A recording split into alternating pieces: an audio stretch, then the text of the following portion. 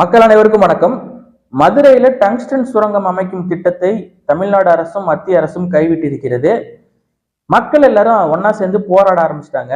கடுமையான எதிர்ப்புகள் வந்த உடனே திமுக பாஜக மேல பழிய தூக்கி போடுறதையும், பாஜக திமுக மேல பழிய தூக்கி போடுறதையும் நம்ம பாக்குறோம். திருடனுக்கும் சண்டை.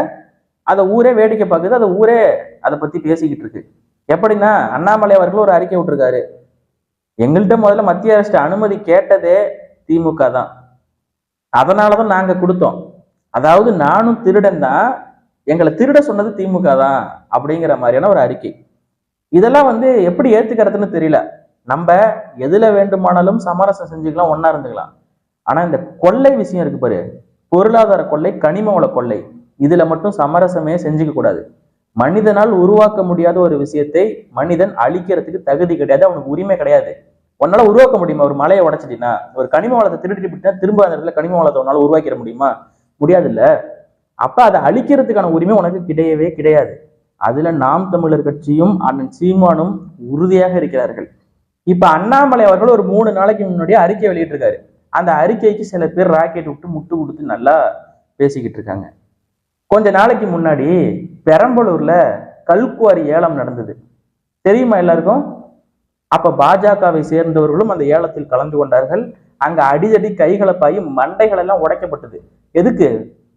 நான் தான் கனிம வளத்தை திருடுவேன், நான் தான் கல்குவாரியை திருடுவேன் அப்படின்னு சொல்லிட்டு திமுக ஒரு பக்கம், பாஜக ஒரு பக்கம், அதிமுக ஒரு பக்கம், 3 பேரும் ஏலத்துல கலந்துக்கிறாங்க. ஏன்? திருடுறதுக்கு. திமுக அதிமுக ஒண்ணுக்கு ஒண்ணு சளைச்சது இல்லை இந்த கனிம வள கொள்ளை விஷயத்துல. அதே மாதிரி காங்கிரஸ் பாஜக ஒண்ணுக்கு ஒண்ணு சளைச்சது இல்லை. திமுகவும் காங்கிரஸும் கூட்டணியில இருக்கு. அதனால 2 கட்சிக்கும் பொதுவா திமுக மட்டும் ஏலத்துல கலந்துக்குது. ஆனா அதிமுகவும் பாஜகவும் கூட்டணியில இல்ல, தனித்தனியா இருக்காங்க. அதனால இந்த முறை மட்டும் அதிமுகவும் கலந்துக்குது, பாஜகவும் கலந்துக்குது இந்த கனிம வள கொள்ளை விஷயத்துல. இத எல்லாரும் சேர்ந்துக்கிட்டு கனிம வளத்தை திருடி நாட்டை குட்டி சோறாக்குறதுக்கான வேலையை பார்ப்பாங்க. அண்ணாமலை கொடுத்த அறிக்கை என்ன, இந்த கனிம வள கொள்ளையால் நமக்கு ஏற்படக்கூடிய பிரச்சனை என்ன, அதை பத்தி இப்ப தெளிவா பேசுவோம். தம்பி சூர்யா வலையொலியை சப்ஸ்கிரைப் பண்ணாத மக்கள் சப்ஸ்கிரைப் பண்ணிக்கோங்க, லைக் பண்ணிக்கோங்க. வீடியோக்குள்ள போலாம். சிலப்பதிகாரத்துல ஒரு விஷயம் இருக்கு. என்னன்னா, குறிஞ்சியும் முல்லையும் முறைமையில் திரிந்து நல் இயல்பு இழந்து நடுங்குதுயர் உறுத்து பாலை என்பதோர் படிவம் கொள்ளும் அப்படிங்கிறாங்க. என்னன்னா, குறிஞ்சி மலைகளையும் முல்லை காடுகளையும் நம்ம அழிச்சிட்டோம்னா அது நல் இயல்பை இழந்து விடுகிறது.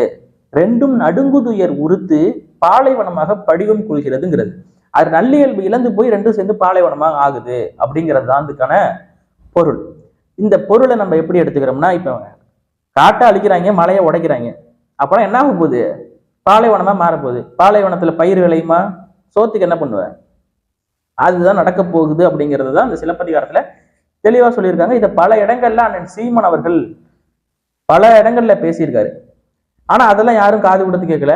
இன்னைக்கு அண்ணாமலை ஒரு அறிக்கை விட்டுட்டாருங்கிறத அதை அப்படியே பெரிய பேசும் பொருளா மாத்துறாங்க. அப்படி அண்ணாமலை அவர்கள் விட்ட அறிக்கை என்னங்கிறத இப்ப படிச்சு காட்டுறேன்.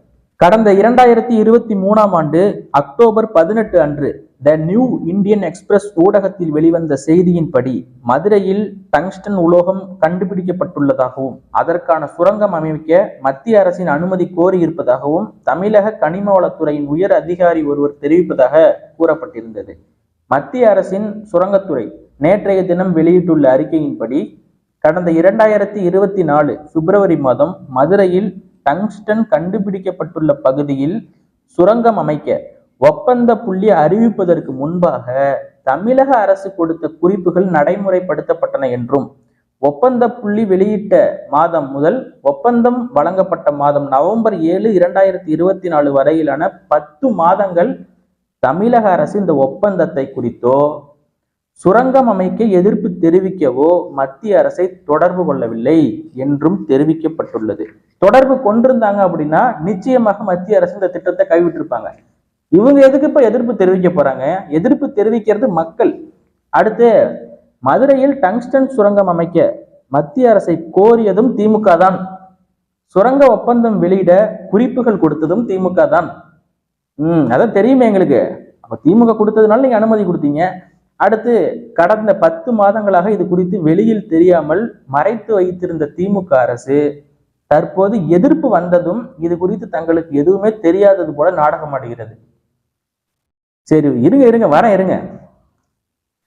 இதே மதுரை அரிட்டாப்பட்டி பகுதியில் தமிழக அரசின் டாமின் நிறுவனம் 2008 முதல் 30 ஆண்டுகளுக்கு 47.37 ஹெக்டேர் நிலத்தில் கிரானைட் சுரங்கம் அமைக்க குத்தகை பெற்றுள்ளதையும், தற்போது டாமின் நிறுவனம் தனது குத்தகை உரிமத்தை திரும்பி கொடுத்துள்ளதையும்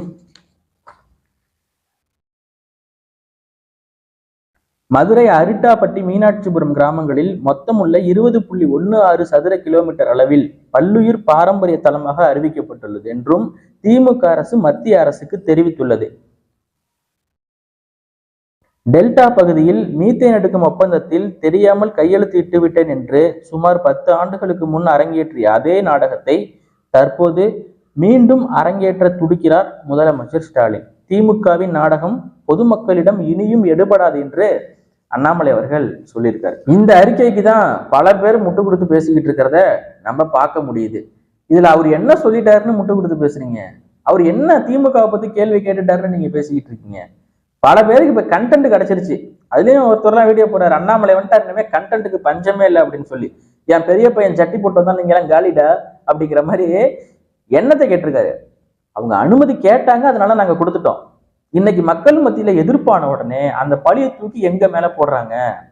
நாங்க மட்டுமா திருடணும்னு நினைக்கிறோம், திமுக தான் நினைக்குது. 10 வருஷத்துக்கு முன்னாடி தெரியாம கையெழுத்து போட்டுட்டேன்னு மீத்தேன் விஷயத்துல நாடகம் போட்டாரு. இப்ப அதே மாதிரி ஒரு நாடகத்தை அரங்கேற்ற நினைக்கிறார் முதலமைச்சர் மு.க. ஸ்டாலின் அப்படின்னு சொல்லிலாம் எழுதியிருக்காரு. நல்ல பறக்க விடுறீங்க. ஆனால கனிம வள கொள்ளை விஷயத்துல பாஜகவின் தலைமை நிலைப்பாடு என்ன, அண்ணாமலை நிலைப்பாடு என்ன? என்எல்சிக்கு வருவோமா? விவசாய நிலங்களுக்குள்ள இறங்கி பயிர்களை அழிச்சாங்க. பாமகவில் அன்புமணி ராமதாஸ் அவர்கள் தலைமையில போராட்டம் நடத்துறாங்க. முற்றுகை போராட்டத்தை நடத்தும் போது அங்க கலவரம் ஆகுது. அப்ப அண்ணாமலையோட கருத்து என்ன? அங்க உள்ள தமிழர்கள் ஆயிரக்கணக்கான பேர் வேலை பார்க்கறாங்க, அவங்களுடைய வேலைலாம் போயிடும், எப்படி நாட்டை வளர்ச்சி பாதையில கொண்டுட்டு போறதுன்னு சொல்லி பேசின ஒரு ஆள் தான் அண்ணாமலை அவர்கள். பெரம்பலூர்ல கனிம வள கொள்ளை, அதாவது கல்குவாரி ஏலத்துல கலந்துகிட்டது தான் பாஜக.